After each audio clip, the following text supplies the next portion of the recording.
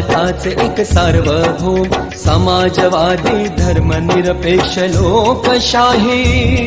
गणराज्य घडवण्याचा त्याच्या सर्व नागरिकास सामाजिक आर्थिक व राजनैतिक ज्ञान विचार अभिव्यक्ती विश्वास श्रद्धा व उपासना यांचे स्वातंत्र्य दर्जाची व संधीची समानता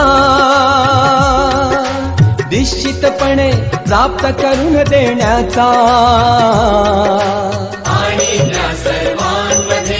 व्यक्तीची प्रतिष्ठा व राष्ट्राची एकता आणि एकात्मता यांचे आश्वासन देणारी बंधुता प्रवर्धित करण्याचा संकल्पपूर्वक निर्धार करून